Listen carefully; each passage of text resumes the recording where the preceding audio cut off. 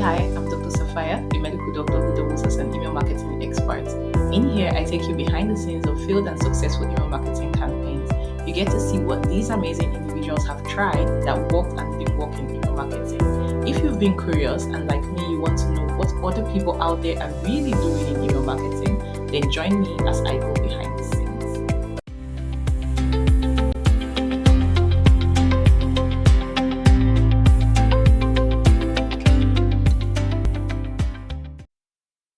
Hello, listeners. Welcome back to Email Marketing Experiments. Today, I have an amazing guest on the podcast. Nicholate is here with us, and we're going to be doing a deep dive in preparation for Black Friday. Now, before I let you in on everything that we're going to be doing today, Nicholate is an email marketing specialist, and she helps e-commerce brands, coaches, generate extra revenue from their email list.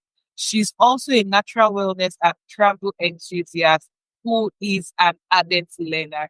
I'm so excited to have you here. We've known ourselves a long time. We've met on and offline, and now we're having you on the podcast. Welcome, welcome, welcome. How are you? I'm doing great. I'm doing well. And thank you for having me on this podcast. And how are you doing? I'm good. I'm good. It's a pleasure to have you. Now, Yeah. now, before we go into what we want to do in preparation for Black Friday, because Black Friday is just around the corner, I want to know on your bucket list, you have learning to dance, play the acoustic guitar, play lawn tennis. I'm curious because we have dance, music, sports. I mean, for someone who's an added traveler, I would have felt like maybe on your bucket list, you have like certain places that you wanted to go to. So yeah, absolutely. I have, a lot of different places I would love to go to. I didn't think that would be a fun fact. I felt maybe a fun fact is something unexpected. Something unexpected, right? So I love travel and I put it there. It's on my bio and it's something that anyone would know that the fact that I love travel means that I'm going to want to go to different places. So yeah, Okay, okay. So you've been doing email marketing, you've done copywriting for a long time. I remember back when I used to see your posts. I mean, I'm not very active on Facebook, but I know that you put out content on Facebook. Then at the point there was like a community. But I'm just curious, like, how did you come into copywriting and email marketing in the first place?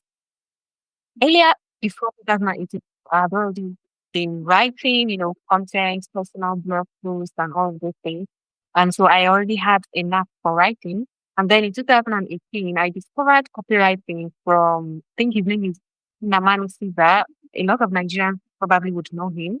So I discovered copywriting and internet marketing from him. And then I started learning in 2018. I got into it and I started, working as a copywriter.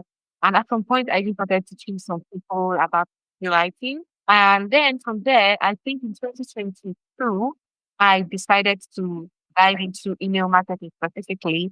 However, before then, I'd already explored different, areas of copywriting. I'd already done funnels. I'd already done, ads, just all those different niches in copywriting, all those different areas.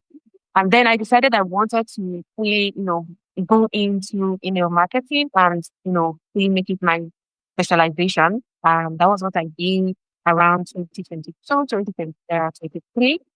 And so, yeah, this is it. This is the journey so far. And that's it. That's such an interesting and exciting journey. Now you help 6 to 7 figure businesses to generate an extra 10,000 to $30,000 in monthly recovery revenue from their email list. And I feel like you've been doing this for a while. That means that you have a lot of juicy tidbits to share with us. But there's one question we like to ask our guests, and considering you've been doing this for businesses at such a high level, what is, and now it is what we call open race confession, where we get to find out your biggest, worst, craziest email marketing mistake, something that made you question yourself or ask yourself if you still wanted to keep doing this. I mean, some people's mistakes, they made them cry or honesty, but let's hear from you. that was earlier in my journey. At the time, I had not even really specialized in email marketing. That was like 2020, 2021 or so. I had not really specialized in email marketing. And probably my first email marketing client for list management. So at the time, I was still a novice in email marketing specifically. So I did not understand deliverability at the time. So I did something, and at the time I was just sending emails and doing those things without thinking about deliverability, because as a novice, I didn't know anything about deliverability. And so what happened was I literally burned through the client email list. Although the email list was very small at the time, but because I didn't understand the deliverability and technical side of email marketing, I messed up in terms of deliverability. I wanted to, do some good things with results in terms of sales and revenue, but the deliverability side of things was a mess. And then that made me question a lot about myself. As a starter in the journey, I was wondering, am I cut out for this? Imposter syndrome and all of those things. Should I just stop? Probably go back to normal copywriting and just forget about email marketing specifically. During that time, I wanted to now meet up with the client. So I started to learn about deliverability, and I started, trying to get back her email list on the, good books of Gmail and Google and all of those other people, all of those other organizations that manage spam filters and all that. And I tried, I did to a good extent. I was able to revive and get her email list to, a healthier, level before we ended the working relationship. And so after that time, I decided to make sure that I was very, very good before I, had to accept another client. So yeah, that was it. I can imagine how that would have Yeah. felt. But I'm glad that you were able to Mhm. solve it. I mean, it speaks to your tenacity and resilience. So that's really good. Yeah. Now, on today's episode, we are looking at the double promo technique for Black Friday, Cyber Monday, sales. Mhm. And you use this technique not just for Black Friday, Cyber Monday, but you also use it for St. Patrick's Day sale. And it helped you crush every other sales technique you have used and got you resounding results. And the funny thing, or the interesting, not funny, the interesting thing is this was a technique that you learned from legendary copywriter Alan Soltani. And so I'm like, how did you discover Alan Soltani? Talent Fraternity, I discovered him on Facebook. I discovered his group on Facebook. He has the most connected internet marketing Facebook group there is. So I discovered his Facebook group, joined, and connected with him on Facebook as well, friends request and all of that, and started learning from him. I am an ardent learner and follower of Alan Soltani. I think he's a gift to this world. I really, really I just appreciate the man. I get excited when I want to talk about him. He's just very good, and he has really impacted my journey, as an internet marketing person and now email marketing. So yeah, that's it. And yeah, I think I'm also a part of that group of Facebook. And that was actually how I also discovered it. And so, a lot Mhm. of people, like us as marketers, we tend to consume a lot and get exposed to a lot of strategies where this person said they did this like that, this person said they did this like that. But what made you decide to try out this particular strategy? Because I mean, if you hadn't tried it out, you won't have even seen the results that you saw, and you won't have even gone on to use it again for something else. Yeah. So at the time, everything felt like time and chance. Everything felt like an interesting coincidence. So at the time, it was already almost Black Friday. It was November, I think, just the early weeks of November. And then he makes that post on the Facebook group. And at the time, I had already been preparing, wanting to prepare for Black Friday for the client I was working with. And I thought that when I saw the post, I felt like, oh my God, this is an interesting angle. This is totally out of the box, the double promo technique and the psychology behind it. It's totally out of the box. It's interesting. And whatever comes from Alan Soltani, I trust it completely. Because before then, I'd already started applying some of the things he's teaching, and I saw results. So I felt like, okay, this is it. I'm going to do it. And I saw a lot of other, I saw a lot of other marketers on the group wanting to also do the same thing, and then Sultanic is like our what's it called now? It's like we have like a cult following with everyone in that group. So everyone was like, they're going to do this and see how it works out. And I was going to join the team and do it as well. So I love the psychology behind it. And that's why I wanted to then go ahead and do it. And when we get into the specifics of this strategy, you get to understand the context. So the client at the time was at a point where this strategy was a very good fit applied in the business. That's why I said it's time and chance. It's, almost like an interesting coincidence. So yeah. Okay, okay. I like how you say time and chance, and then you're like, client was a really good fit for the strategy. And then you're saying the psychology behind the strategy. So let's break it down. Can you tell us what the double promo, technique is about? So during Black Friday, there is always this competition. You're not just competing for attention, you're also competing for wallet priority. You want people to not only open your email, but to also spend their money with you first before they spend it with someone else. But during that time, everyone is going to want to buy things and everyone is going to want to sell things. So there are lots of competition. Your competitors are wanting, including people who are not even your competitors, are wanting to, get your customers' money. You want to make sure that you get it first before other people can, get the chance to do it. However, the way we typically have approached Black Friday is that we wait until Friday. We wait until Black Friday. We then send 50%, 25% discount, and then we use a lot of pressure and force to try to get people to buy with urgency and all of that. The question was then, how do we get people to pay us before the competition gets the chance to get that money? Right? And that was where double promo technique comes in by Alan Sultani. So the double promo technique is basically, running a hidden sale before the actual sale by asking your audience to help you test something with your marketing system, and then you reward them for participating, and then you run the official sale again, and then you stack momentum. So it's like earlier before Black Friday, we run that first sale. And then after that first sale, we then run the actual Black Friday sale, Black Friday Cyber Monday sale during Black Friday period, and that makes it the double promo. So instead of going buy now, Black Friday sale has started, on that first promo, you want to do, hey, can you help me test this, please? So that makes a very interesting shift to things. So that first, you are trying to, it's almost fitting, but you're trying to get people to help you test something regarding your actual sale. You're telling them, so we are having the biggest sale of the year soon, but we need your help to test something. Maybe it could be something about your coupon system, your discounting system, your website. Maybe you did some updates to your website, whatever it is. It could be any of those things. And you're trying to get them to help you test. But at the same time, you're getting them to buy from you. You're giving them a chance to get into the Black Friday sale early before everyone else. And you're making them feel special. You're making them feel like you're involving them. You want them to help you out.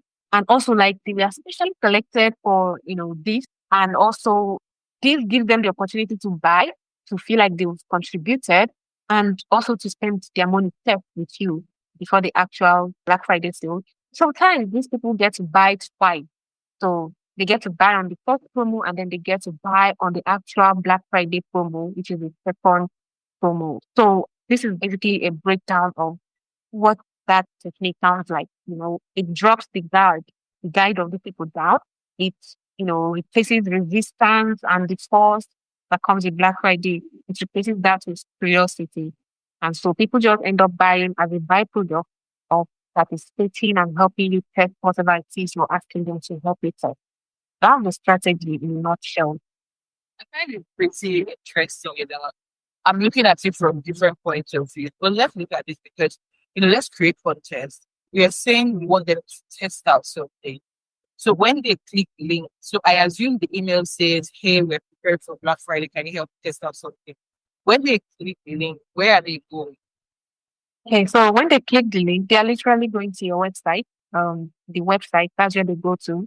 So, for example, in the context of my clients, and how we applied it for them. At the time, the client had done a migration.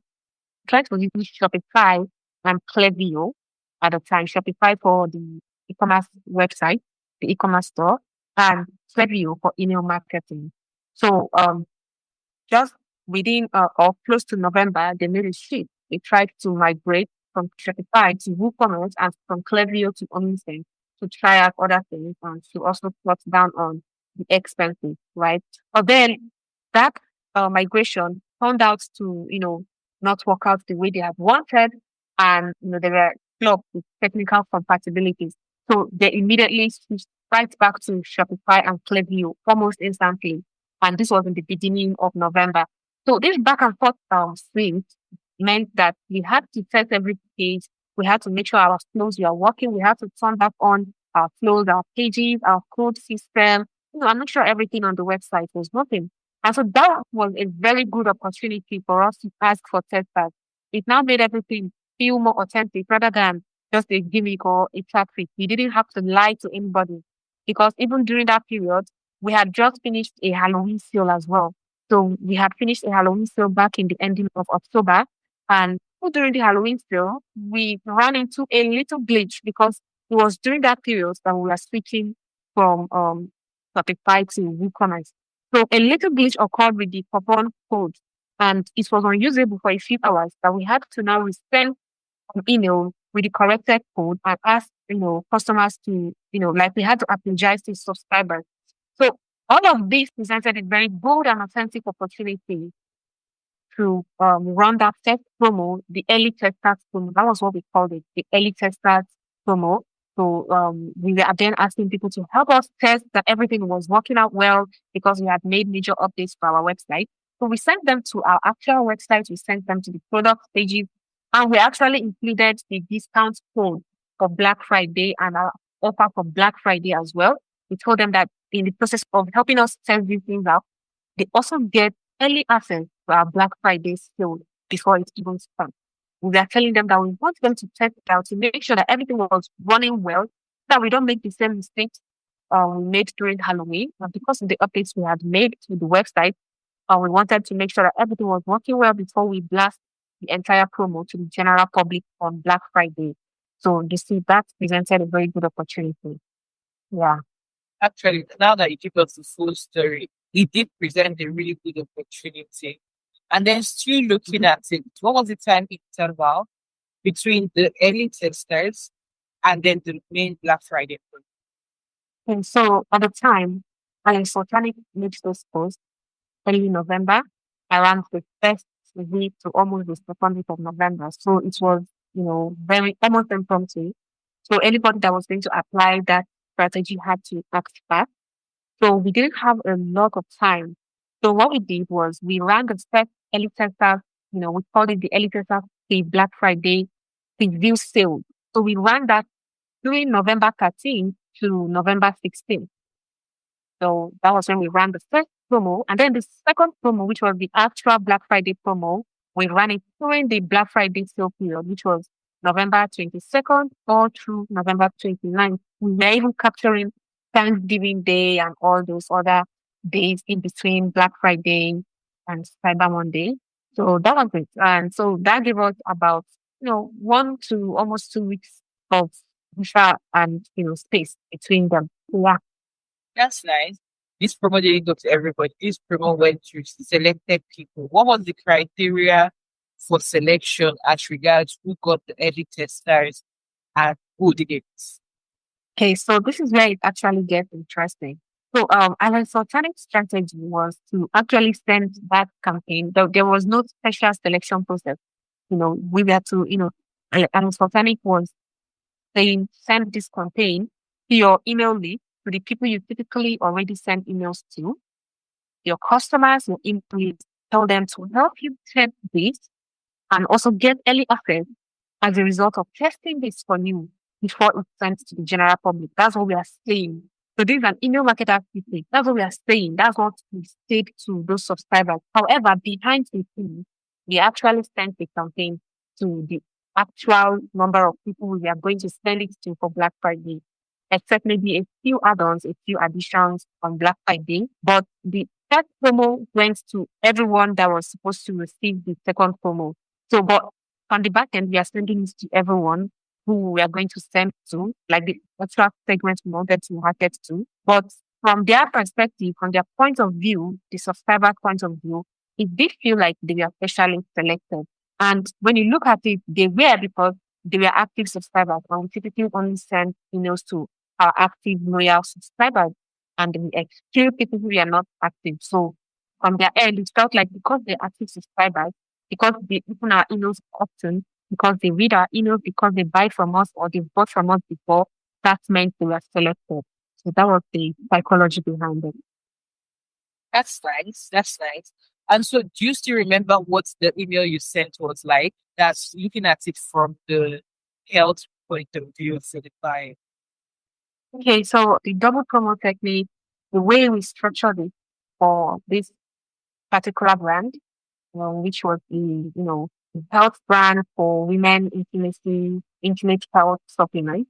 The way we structured it was, we made it very simple, actually. It was very simple because the biggest part of the psychology is not necessarily about the product, but more about the psychology behind wanting to get people to contribute or to participate in something in helping you out. So we focused on that majorly. So the basic structure of that email sequence at the time for the first promo, which is the early testers promo, the first email was, the subject line, if I remember, was, "Can you help me test this, please?" And then we added something in the preview text that read something in the lines of, "Secret early Black Friday sale inside." So we got people to open that email. That first email went in the lines of, "Our biggest sale is around the corner, and be selected you to help us test our coupon system for the so percentage of Black Friday sale that we are going to be running soon, to make sure that it works well, because we had done some recent website updates and we want to make sure everything works well before we send it to everyone else." So that was how that first email was like. And then, of course, we featured our product, our supplement, and we featured the actual, benefits, the outcomes, the emotional outcomes of those products, the way we typically do. And before we started on this sale, we had already made iteration earlier. So the weeks following the day for the first promo to get started, we had already been sending our customers and our subscribers helpful information, helpful content, value-based emails about our product, watering the ground, getting them to salivate, all of those things. So that on the actual promo day, we don't have to spend so much time with the value-based thing, and we can just focus on the actual psychology of the double promo technique, which is getting people to participate and giving them early access.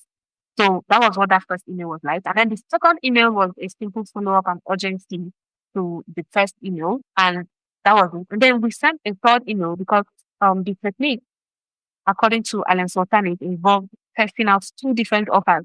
So the first offer was in the first email, and then the second offer comes with the second email, although in our case, it was the third email. So in the third email, the preview text went in the lines of, "This is a secret new buy one, get one free deal inside." And so we brought people to open that email. That email said something in the lines of, "We need to test one more offer because we are considering adding something new to our upcoming biggest deal and sale of the year. So would you, help us test this new offer and get in early access in case we change our mind?" So this was the psychology we are using. We told them that we had a second offer. So this was after they had already accepted the first offer from the first email. So we now told them that we want to also test the second offer before we send it to everyone. And there's a possibility that we may not send this offer to everyone. We may end up changing our mind. So this is giving them access to this offer in case we change our mind. So that was the third email. And then the fourth email was, again, follow-up and urgency. So that was how the first promo was structured. And then the second promo, which was the actual Black Friday sales promo, was structured the typical way Black Friday sales would be structured, or the typical way we wanted to structure it. So that was just the entire structure. This is rather interesting. I like the fact that you actually use it to try out two messaging angles. to different offers to see which one people responded to, best. Now, I'm just curious, what were I know that this was a very short time period, so but these emails, were they going out daily or was there some, time interval between email 1, 2, 3, 4? Okay, so for the early tester promo, the emails went out daily. In fact, because the typical way we run the email list for these clients was we sent consistent emails, not necessarily on a daily basis, but whenever we had a sale, like a Black Friday sale, a holiday sale, a Mother's Day sale, whatever kind of sale we are having, we typically would send daily emails to the list to make sure we maximize and milk that sale, right? So that was the exception. That was usually the time we would send them daily emails. And they expected daily email from us because this is how we train these subscribers to get daily emails from us. And sometimes we even send a follow-up email in the evening of the sale. So yes, the emails were daily for the early testers promo, and they were also daily for the extra Black Friday promo that ran from 22nd to 29th. So yes, that was it. Oh, that's fantastic. And so what were the results like? What was the final, results for the early testers program and then overall? Okay, so while I may not be able to fully remember the specific, numbers for that specific promo, in general, by the end of the November, we applied this technique. This business, we closed the month at $22,017 from email revenue alone. So this was from email revenue alone, not the brand's total revenue. So from email revenue alone, the brand was able to close the month at $22,017. And this was 57% of the brand's total revenues from that particular month. The interesting thing is that majority of that $22,000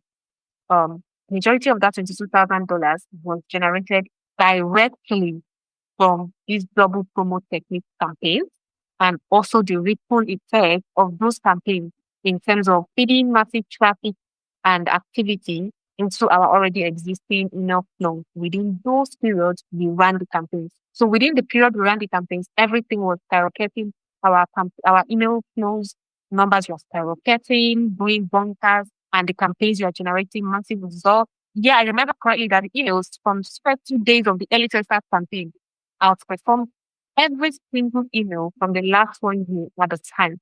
So you could see how much that, just the technique itself contributed to that client's revenue from email alone. So, the campaign made that very November, one of the brand's best months ever. So yeah, that was how the results looked like. That's amazing. I mean, 67 points. That's powerful right there. Well done. Well done. Now, looking at this particular double promo technique, if you were to do it again, is there anything you would do differently? What I would do differently would be to start early. So what I noticed was that the longer the space or the buffer between the first promo and the second promo, the better it's going to get in total, in like the aggregate results would be, the better it would be. Because when you do the first promo long before the second promo, you get that first momentum and then it cools down. And then on the second promo, the same people that bought in the first promo would probably now, have the chance to buy again in the second promo, as well as other new customers. So the longer space you can give, the better. However, it doesn't mean that it's, too late to do the double promo technique. At the time when Alan Sultanic did it, a lot of us who applied that technique had very short notice to apply it. Very short notice. I even was lucky enough to have 1 week or almost 2 week break in between mine, but there was someone else who applied the same technique that had probably less than 3 days break in between because of just how impromptu everything came. However, if you have the luxury of time to apply it, not only for Black Friday, but for any other sale, you can, plan ahead. You can give 2-3 weeks of buffer or space in between the two different promos, and you're going to get better results. So that's what I would do differently now that I know about the technique. I would then probably start as early as November 2nd November 2nd to do the first promo, the early tester promo, so that it gives me up to 2-3 weeks of, grace until Black Friday season to then do the second actual promo. Yeah. Okay. Okay. So looking at this promo, you also did it for St. Patrick's Day. What was the time in the between that first promo and then when you had to try it out again? Considering it's like the same early testers and all of it, and now you're bringing it back for another sales campaign. St. Patrick's Day in the month of March, right? So we sent the early tester promo earlier in March, which was March 5th to 7th, and then we sent the actual promo within March 16th to 19th. So it did give us a little more time between the first promo and the second promo for St. Patrick's Day. I think about 2 weeks things in between. So yes, that was how it worked out for St. Patrick's Day. Almost similar timeline with Black Friday, just a little more hit in between. I'm wondering, you did Black Friday, December, December, January, February, March. So 4 months later, we were doing this exact same strategy. Did you notice that maybe people noticed that it was something that had been done before, or there was like a decline, or did you get similar results the first time you tried? Okay, so the truth is that Black Friday is the biggest, holiday sale there ever is. So naturally, Black Friday will always outperform other promos you want to make, other promos you want to do, because during Black Friday, people are already primed. There is already the buyer's intent to buy, to spend. So Black Friday will naturally outperform. And also Black Friday is where you reserve your best deals ever, your biggest discount and all of those things. So naturally, I did not expect St. Patrick's Day to outperform Black Friday. Black Friday did outperform St. Patrick's Day with this strategy, but this particular strategy for St. Patrick's Day definitely did outperform some other, sales, some other holiday sales we would do with other regular strategies. So yeah, that was just how it played out. Okay. So you talked about sending value emails before ahead of the sale.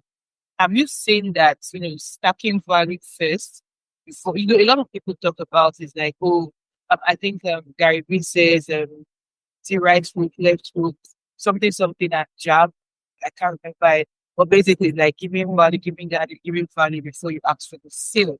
So you also mentioned it. You said that you had sent them a lot of value emails building up so that it would be easier to ask for the sale. Is that something that you see work out across industries? Yeah, that's something I think works out across industries, especially for e-commerce. Even for health e-commerce brands, you don't get a lot of opportunity to send value-based emails, especially when you are trying to run a sale. So what I've noticed from experience is that the more direct you are with your sales in e-commerce, the better you probably perform. So you don't want to be haggling between value-based emails and the actual sale during the sale period, actual sale emails during the sale period. You want to take care of your value-based email.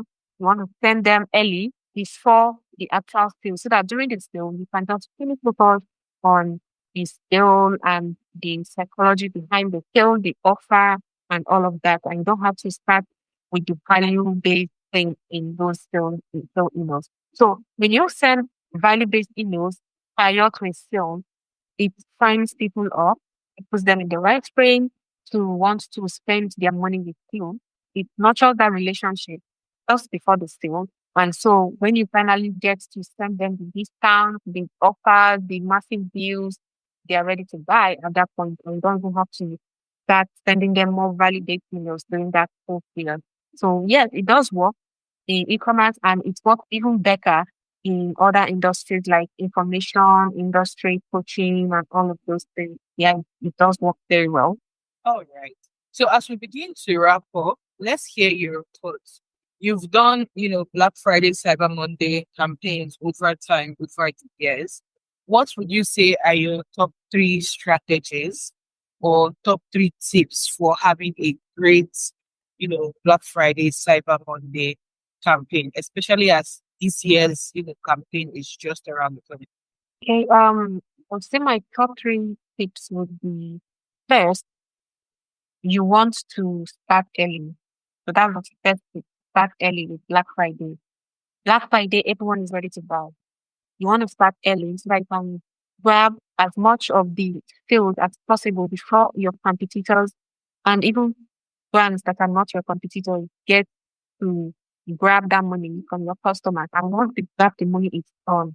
They're not going to want to spend extra, from their budget anymore. So you have to start early, start promoting early, start your Black Friday early. You don't have to wait until Black Friday to start it. The second would be based on this strategy, because this strategy has worked out so well, right? So based on this strategy, you want something that makes your customer feel, like there is exclusivity for them, right? That makes your subscribers feel like there's exclusivity for them. So early access, you can say VIP early access, and you are selected as one of the people to get early access. That works very well.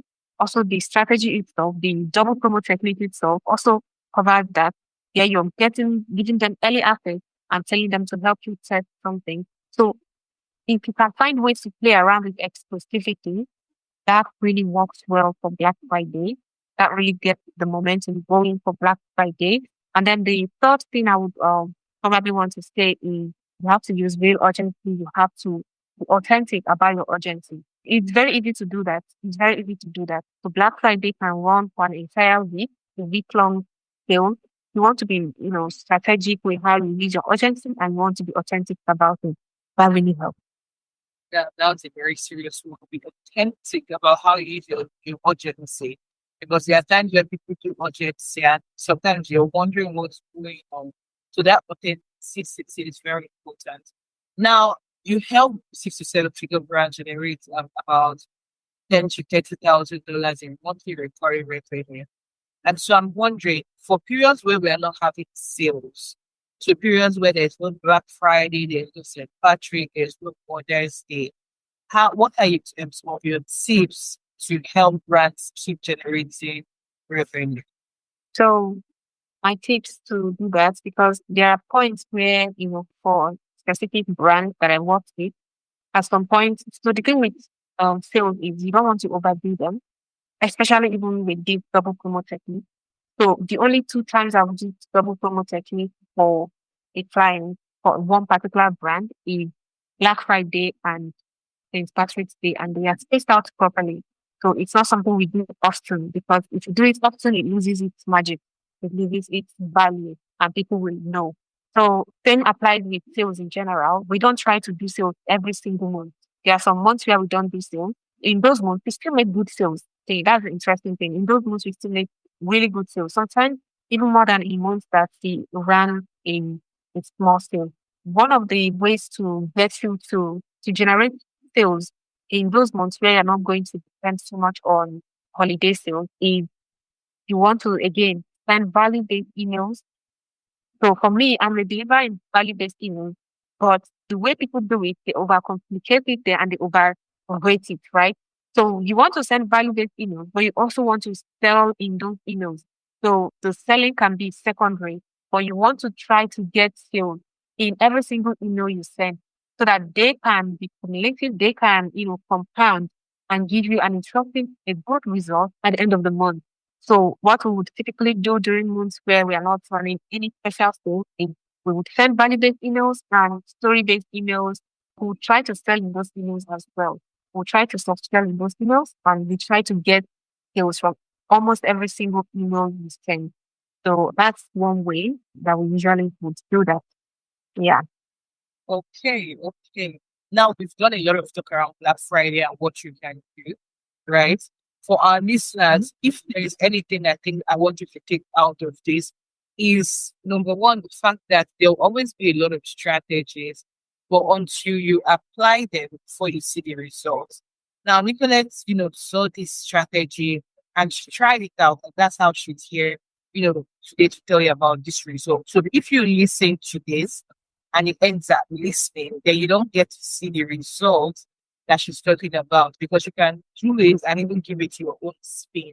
Now, in implementing this strategy, right, you need to take into consideration the things that she has said, so that you don't just, try to do it because Nicholate said, but you do it so you do it properly. And I think one of the biggest things that stood out for me in the whole strategy was the real authenticity, real scarcity, real urgency.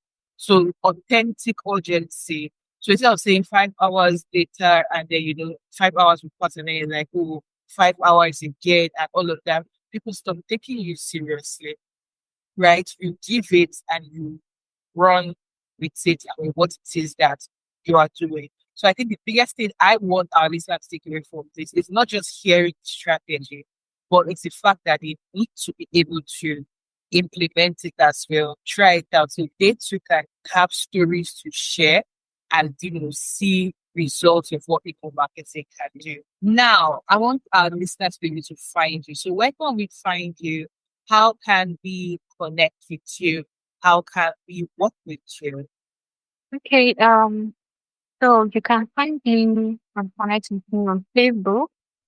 My profile is Nicholate Osinachi, Nicholte Osinachi. It's a very unique name. Probably the only one bearing that combination on Facebook. You won't get mistaken. So you would find me on Facebook and connect with me there. How can you work with me?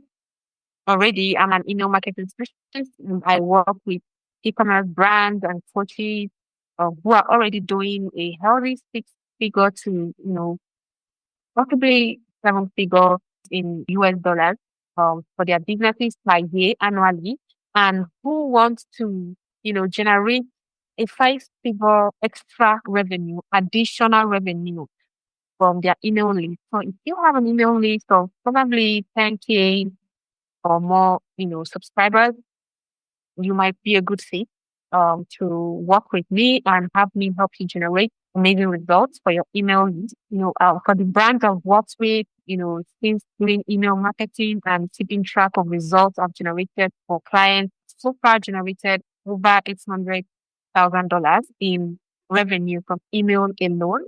So that tells you that email marketing is very amazing. However, you have to be a good fit. Your business has to be a good fit for it to be able to generate the kind of result able to generate for other clients. So that's probably one of the only ways to work with me at this time. I don't really offer any other thing other than that, as well as I offer a 1 hour paid consulting session for anyone who wants to consult my knowledge on email marketing, on funnels, on ads, things like that. So I'm open to, paid consultation. So those are the only ways for now to work with me. And I'm happy to connect with anyone. All right. And the important thing you all need to know is that all these links will be in the show notes. So in case you can't spell it or you miss the spelling, all you need to do is check the show notes of this particular episode and the links will be there spelled out for you in full. So all you need to do is click and you can easily connect with Nicholate to work with her, connect with her, let's work whichever one, and of course book consulting session as well. Now, before I allow you leave voice on this podcast, it has been an absolute joy talking with you today. I would like you to tell us one email marketing myth that you would like to post. So maybe something people really believe in. Okay, so what email marketing means? One very common one that makes me roll my eyes is when people say email is dying. I feel like that's which data because email is not dying. Bad emails are dying. I think another email marketing myth that I used to even believe, when I started out is that design-based emails are bad for deliverability. So don't do design-based emails, they are bad for deliverability. I used to be a preacher of that. I used to be an upholder of that until I started testing things out myself and I was surprised. And it took me a while to admit that I was even wrong, as well as those other people who would say the same thing. So I've seen design-based emails that got more openings and more clicks than the plain text email. So it's beyond deliverability is beyond visuals and HTML. There are other nitty-gritties to deliverability on to be performing emails. Yeah, those are the ones that come to mind. I'm sure some people are going to be looking at you based on this Yeah. last one that you just said. Yes, I was there. Sure. Now, you just mentioned something. You said the nitty gritty. So you said beyond the visuals, there are other things that nitty gritty of the visibility. Could you tell us what are two of these other things? Okay, yeah, some of them include maintaining a healthy list, I personally clean our list regularly on autopilot, segmenting often, and do not provoke your subscribers. You're going to regret it. Also, for me, I do not give high risk subscribers a second chance. I think that's part of also cleaning. So that is subscribers who have marked our emails as spam before, or subscribers who have bounced multiple times. I set up segments that clear them out of the list as soon as that happens. You know, I check spam filters often to see if our IP address is in the spam filters and clean them out. I try to use less spam words in the emails and try to use more personalized words. And of course, the technical side, DMARC, SPF, DKIM, DKIM, those ones go without saying because now it's compulsory. You have to have those things set up for you to even be able to send emails. So those, you need to have them set up properly the right way to be able to send emails. And of course, another one I've been doing is tracking email domain reputation on Google Postmaster tools. So there's just so many different things to consider when it comes to email deliverability. Things I probably may not remember saying right now. Things that are probably more private and more for, paid sessions and all. But in general, the ones I've mentioned have really, really gone very far in helping me maintain good deliverability for my clients. So yeah. Thank you so much for sharing with us and for taking us behind the scenes of your Black Friday campaign. It has been, like I said before, a pleasure to have you here. Guys, don't forget all her links will be in the show notes. So you can go ahead, connect, book a consultation. And of course, if your brand qualifies, go ahead and get on a discovery call and work with her. And you'll be generating, that extra revenue on a month-to-month basis. Till next time, this is still email marketing experiment. Don't forget to think it, test it, and of course, share it with the rest of us. Bye. Bye. Thank you for having me. You're welcome.